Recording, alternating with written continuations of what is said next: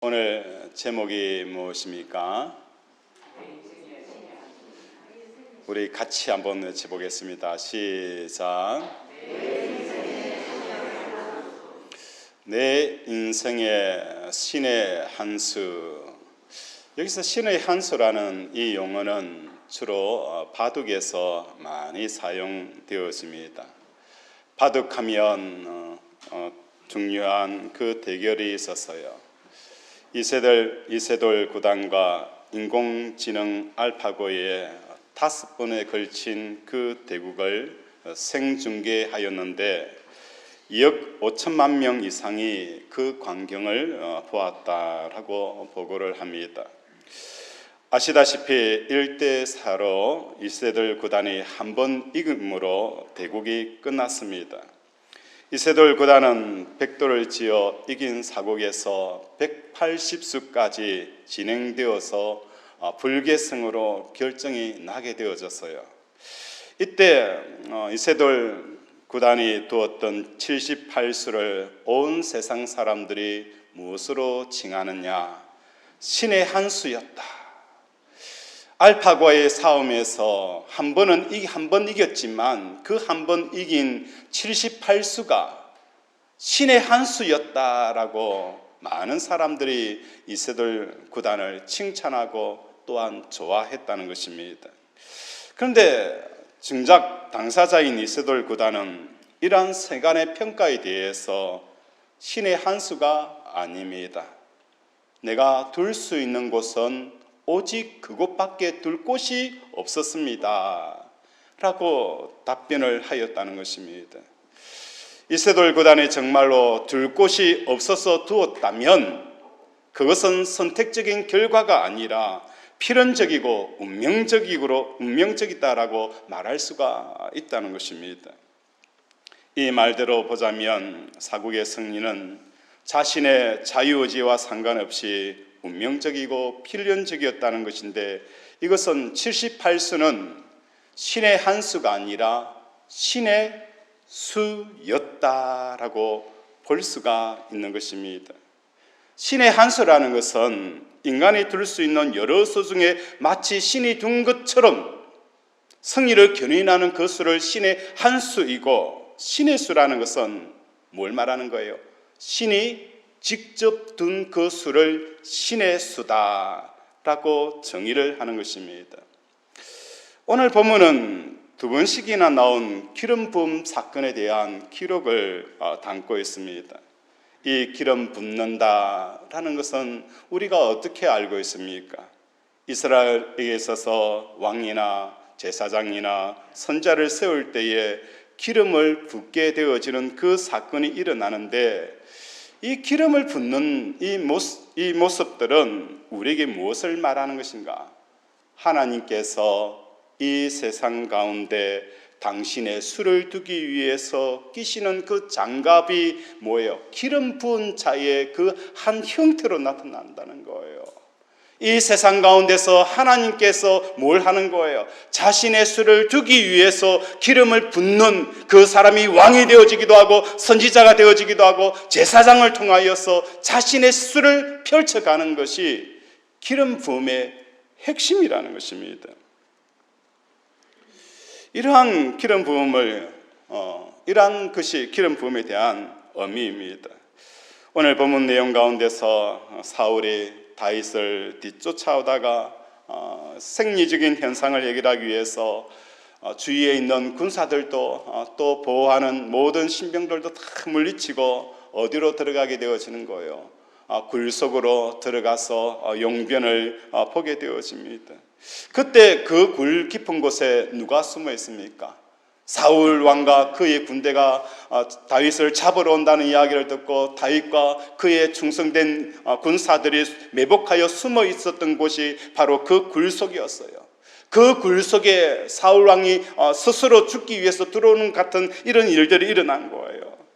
그러니까 사울 왕이 들어오는 모습을 보고 다윗을 따르는 추종자들이 이렇게 이야기합니다. 야, 절호의 기회다. 하나님께서 사울 왕을 당신 다윗에게 손에 넘겨주었어. 이 사울을 죽일 수 있는 절호의 기회다라고 그 다윗을 부추기는 거예요. 죽여라, 죽이면 된다라고 이야기를 할 때에 다윗은 오늘 본문 가운데서 무엇을 하는 것입니까? 여호와께서 금한 것이니 그는 여호와의 기름 부음을 받은 자가 됨이라. 그 모든 군대 사람들을 향하여서 절대로 무엇을 하지 말라는 거예요? 사울에게 손을 대지 말라. 하나님께서 기름을 부은 자이기 때문에 절대로 손을 대지 말라라고 강력하게 자기의 의견을 전달하게 되어진다는 것입니다. 이러한 기름 부음, 사울 왕이 기름 부은 것 때문에 다윗의 삶을 우리가 곰곰이 한번 묵상해 보기를 원합니다. 사울 왕이 다윗을 죽이려고 할 때에 다윗은 몇 번이나 사울 왕을 죽일 수 있는 기회가 있었습니다. 그때도 다윗은 무엇을 하는 거예요? 하나님의 기름 부음 받은 자이기 때문에 결코 그를 헤아려 하거나 죽이지 않는 그 선택을 하게 되어지는 걸 보게 되어지는 거예요. 이러한 모습을 보면서 다윗이 인생 광야 10년 넘게 광야에서 헤매고 그 고통의 삶을 살아갔다라고 시편에서 고백하고 있지만 실질적인 그 삶을 선택한 사람은 누구 때문인 거예요? 스스로 자기 자신의 선택 때문이었다는 거예요. 얼마든지 사울왕을 제거하여서 이스라엘의 왕으로 등극할 수 있는 기회가 몇 번이나 주어졌어요. 이 광야 생활 하지 않아도 될 수 있고 광야에 찬바람 맞지 않아도 살 수 있는 기회가 얼마든지 있었어요. 그런데 다윗은 뭘 한 거예요? 사서 고생을 하고 스스로 선택하여서 불구덩 속에 들어가는 이 선택을 하였다는 거예요. 왜 이렇게 선택을 하였을까? 사울왕은 하나님께서 기름을 부은 왕이다. 이 기름을 부었다라는 이 표현은 다시 말해서 무엇을 말하는 거예요? 하나님께서 지금 사울왕을 통해서 이 세상에 신의 수를 두고 계신다. 내 인생 가운데서 하나님께서 신의 수를 두고 계시기 때문에 나는 어떻게 하는 거예요? 그 하나님의 신의 수를 두는 것에 절대로 간섭하지 않겠다라는 표현이라는 거예요. 기름 부음을 손을 대지 않는다는 것은 무엇과 연결이 되어져 있느냐? 왕됨과도 연결이 되어져 있습니다. 왕됨. 우리는 이렇게 고백을 하지 않습니까? 예수님은 우리의 무엇입니까? 왕이십니다. 예수님은 우리의 무엇이라고요? 큰 소리로 한번 외쳐봅시다. 예수님은 우리의 왕이십니다. 예수님은 우리의 왕이십니다. 우리는 예수님을 우리의 왕이십니다 라고 표현합니다. 이 왕이라는 표현은 하나님의 기름 부으심과 어떤 연관이 있느냐? 종교 영역 가운데서 절대 금기의 영역이 있어요. 이게 종교학에 있어서 타부라고 표현을 합니다. 타부라고 하여서 절대로 그것을 손을 대면 안 되는 그 금기 상황을 타부라는 거예요. 그래서 이것을 하면 죽는다, 이것을 하지 않으면 죽는다 라는 이러한 영역들이 정하여서 그 영역 침범을 하지 않는 게 타 종교에 있어서 타부라고 표현을 합니다. 그래서 동네들마다 가면 뭐가 있어요? 크다란 나무에다가 그 밑에 산당을 조그맣게 짓고 그 나무를 함부로 손을 대면 안 된다라는 그 이야기들을 어르신들을 통하여서 아이들에게 또 아이들에게 전해지는 것을 봅니다. 그러면서 우리는 지나갈 때 아이고 참 어리석다, 영적으로 참 어리석다라고 표현을 하지만 실질적으로 어떻게 보면 그들이 오히려 우리보다 낫다는 거예요. 그들의 삶 속에서 뭐가 존재하는 거예요?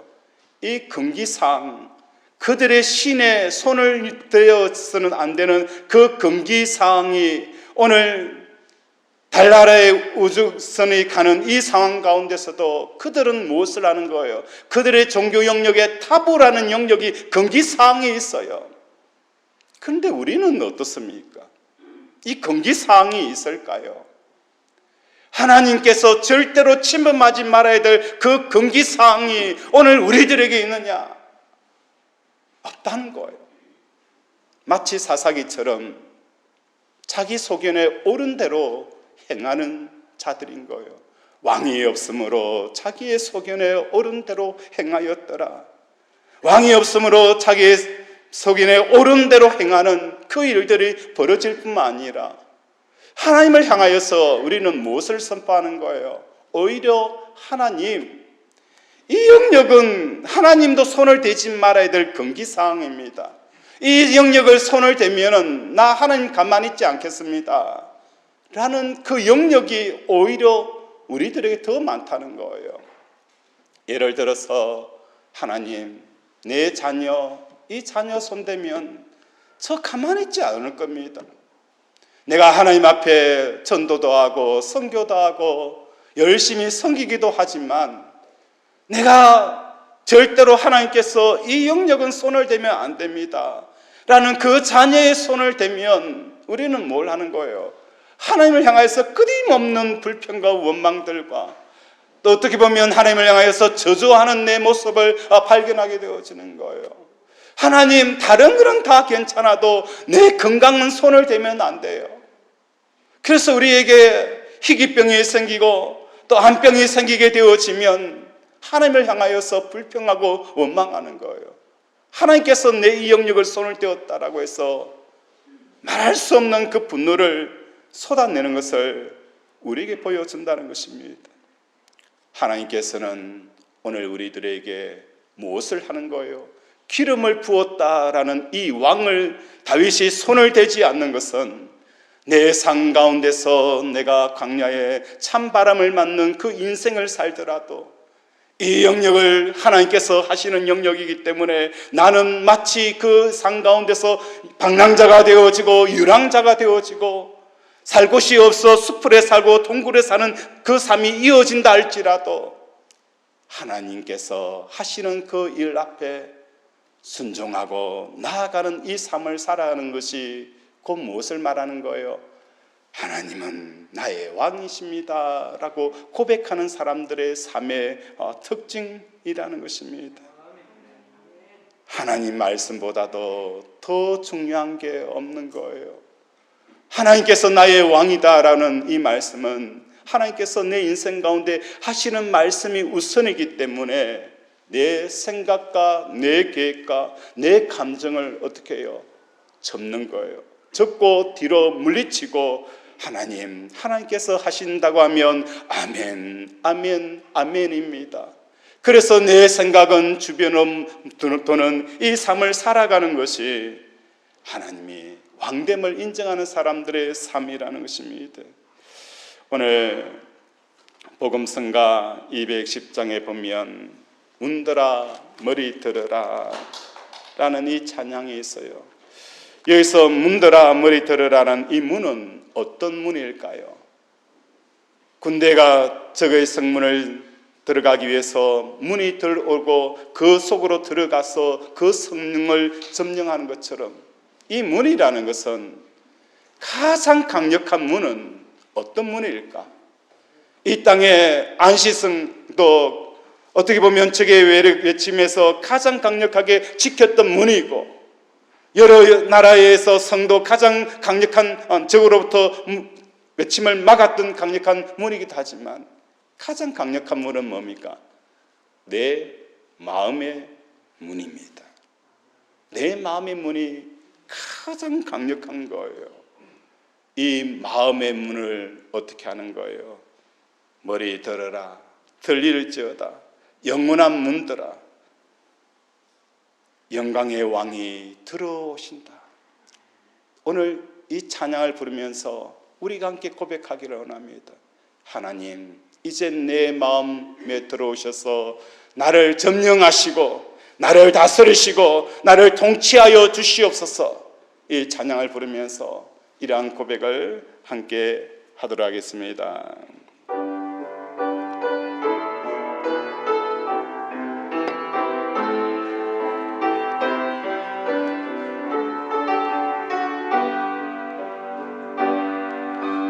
들어 머리 들으라 들릴지어다 영원한 문 들어 영광의 왕 들어가시도록 영광의 왕 들어가신다. 문 들어 머리 들으라 들릴지어다 영원한 문 들어 영광의 왕 들어가시도록 영광의 왕 들어가신다. 영광의 왕이 생겨 강하고 능하신 주로다 전쟁에 능하신 주시라 다 찬양 왕께 만세 왕께 만세 당신은 영광의 왕이라 다 찬양 들어라 머리 들어라 들어라 머리 들어라 우리의 마음의 문이 열리기를 원합니다. 여다 영원한 문 들어 영광의 왕 들어가시도록 영광의 왕 들어가신다. 문 들어 머리 들어 하나님 내 마음의 문을 엽니다. 내 속에 들어와 주시옵소서. 영광의 왕 들어가시도록 영광의 왕 들어가 영광의 왕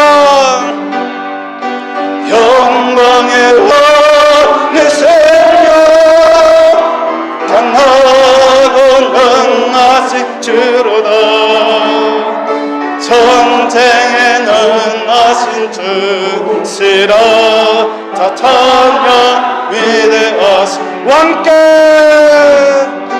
왕께 만세 왕께 만세 당신은 영광의 왕이라 다 찬양 위대하신 왕께 왕께 만세 왕께 만세 당신은 영광의 왕이라 찬양 위대하신 왕. 아멘. 우리 제자 비전교회가 개척을 시작하면서 이 높은 산에 교회를 짓다 보니까 사람들이 오지 않는 거예요. 가족들밖에 없고 이 넓은 땅에서 한 달을 버티는 게 참 힘들었어요. 돌아오면 이사 내라고 전화 오고 신용 등급이 최하위 등급으로 떨어지고 더 이상 떨어질 데가 없는 이런 상황이 일어난 적이 많이 있었어요. 그때 제 마음속에 붙들었던 게 있었어요. 어떻게 하든지 이곳에 교회를 세우고 교회가 온전히 성장할 수 있도록 몸부림치는 것 그건 말고는 다른 거 하나도 생각하지 않았어요. 그래서 저는 치킨 배달을 하고 사모는 치킨을 튀기면서 그 어려운 시기를 지나오게 되어진 거예요. 누가 이런 소리 저런 소리 할 때도 제 마음속에는 한 가지밖에 없었어요. 이 교회를 지켜야 된다는 것. 곰처럼 살았어요. 소처럼 묵묵하게 일만 하면서 자도 우도 안 보고 오직 한 길만 그 품고 이 길을 달려왔다는 거예요. 지금 돌아보게 되어지면 야, 그게 뭐예요? 내 인생에 있어서 신의 한 수였구나. 그땐 만약에 다른 친구 목사님들처럼 다 정리하고 저 밑에 내려가서 상가 조그마한 것에 다시 시작하면 되지 않느냐, 그 이야기를 만약 들었더라면 지금 이 순간이 올 수 있었을까? 이런저런 소리 듣지 아니하고 곰처럼 소처럼 묵묵하게 그 하나만 붙들었던 것이 내 목회에 있어서 신의 한 수였다는 거예요. 그런데 지금은 이 교회를 지키는 것보다도 더 중요한 것이 생겼어요. 그게 뭔 줄 아십니까? 하나님만을 붙드는 거예요. 이제는 교회를 지키는 것이 아니라 내 삶 가운데서 하나님을 내가 붙들고 하나님만을 위해서 살아가기 위해서 무엇을 하는 거예요? 이것도 저것도 듣지 않고 목회가 어떻게 되어지든 상관하지 아니하고 하나님 한 분만을 붙들고 좌로나 우로나 치우치지 아니하고 그 길을 가는 것이, 이건 뭘까요? 내 인생의 신의 한 수가 아니라 신의 수라는 거예요. 오늘 우리 살아가는 권속들의 삶 가운데 여러분의 살아가는 삶의 현장은 제가 일일이 다 모릅니다. 내 인생을 살아가면서 신의 한 수가 무엇일까? 다윗은 어떻게 보면 빨리 사울왕을 제거하여서 쉽게 왕위에 오를 수 있는 그 길이 얼마든지 있었어요. 그 고통의 삶들을 빨리 끝낼 수 있고 빨리 멈출 수 있는 그 길들이 얼마든지 있었어요. 그런데 우리는 성경을 보면서 다윗이 왜 그렇게 바보같이 고생을 살사하며 스스로 불구덩 속에 뛰어가는 기름 부음을 받은 사울왕을 절대로 내가 손을 대지 않겠다라는 이 멍청한 그 길을 선택했느냐? 그때 당시 사람들은 그를 비웃을는지는 모르겠지만 이게 뭡니까? 다윗이 다윗왕이 되어지는 신의 한 수였고 이것은 그 길 외에 다른 길이 없는 신의 수였다는 것을 우리에게 말씀해 주고 있다는 거예요. 오늘 여러분의 삶 가운데 이런 신의 수, 신의 한 수가 무엇입니까? 그것은 다른 게 아니에요. 하나님의 통치 영역 앞에서 내 생각과 내 감정들이 어디에 두어야 될지 둘 곳이 없는 이 삶을 살아가는 것이 바로 신의 수고 신의 한 수라는 거예요. 내 자존심을 세우는 게 아니에요. 내 감정이 우선인 게 아니에요. 내 생각과 내 경험이 우선이 아니에요. 하나님이 우선입니다. 내 자존심은 10원짜리 동전처럼 여겨야 되는 거예요. 10원짜리 동전처럼 여길 수 있는 그런 사람, 마치 주변인처럼 내 마음을 둘 곳이 없는 이 삶을 살아가는 삶이 뭡니까? 여러분의 인생에 있어서 신의 수가 되어지고 이것이 여러분의 하나님의 놀라운 쓰임받는 역사가 일어나게 되어지는 것입니다. 이러한 기름 부음의 의미와 역사를 완성하신 그 종결자 사건이 무엇입니까? 예수님께서 십자가에서 죽으신 사건이라는 거예요. 기름 부음의 최종적인 그 종결은 예수님께서 무엇을 하신 거예요? 십자가에서 죽는 이 선택이 예수님에게 있어서 뭐의 수였습니까? 신의 수였다는 거예요. 십자가에 달려있기 전에 얼마든지 그의 기적과 능력을 통하여서 로마 병사 한 번에 물리칠 수 있었어요.